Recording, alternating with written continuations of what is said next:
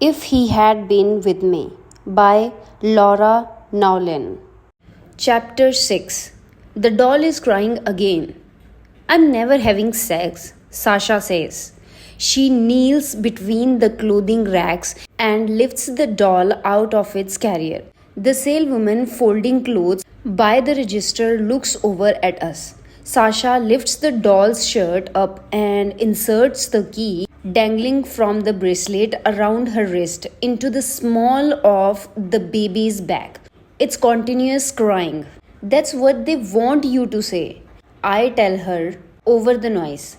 I glance over my shoulder at the saleswoman. I think she thinks that it's real, I say.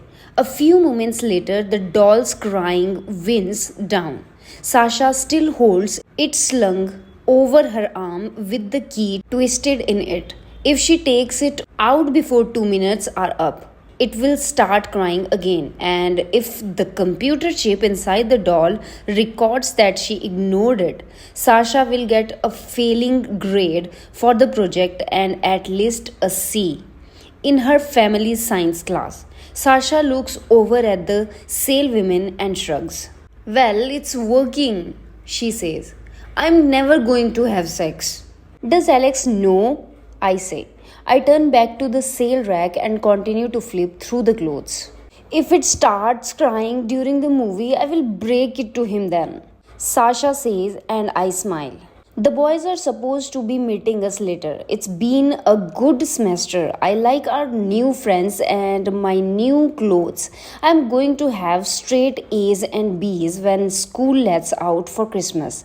And our agreement said mom won't be allowed to say anything about how I dress as long as my grades didn't slip. I hold up a black fox coursed with thick lace straps. Sasha raised her eyebrows. I could wear it with a cardigan, I say. This time she laughs at me, but I'm serious. I like the idea of mixing something sexy with something school marmish. I walk over to the saleswoman. I want to try this on, I say. She looks up at me and nods. I see her eyes flicker over to where Sasha kneels, strapping the doll back into its seat. I follow her over to the dressing room and watch her unlock the door. Thank you, I say. How old are you girls? She says to me with her back still turned. 15, I say. Sasha's birthday isn't until March, but I give her my age anyway.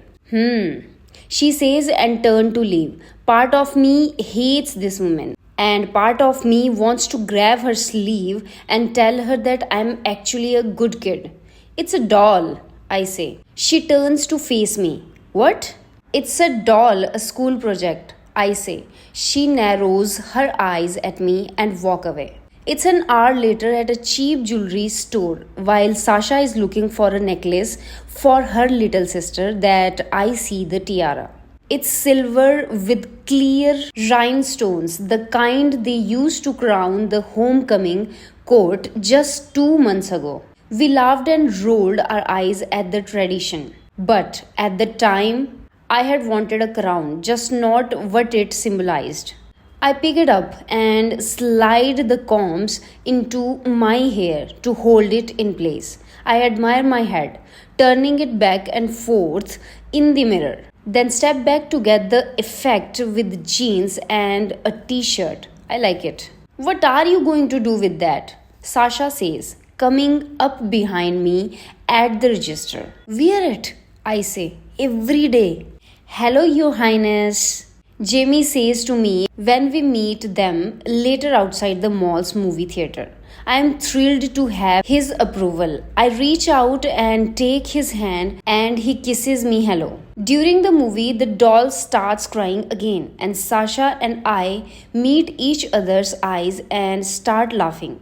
We laugh so hard that I have to go out with her into the hall while she sticks the key in the doll. We stand in the hall laughing together. Her with her doll and me with my tiara, and people passing by give us all strange looks. It was a good time for us, first semester. It was the sort of happiness that fools you into thinking that there is still so much more, maybe even enough to laugh forever.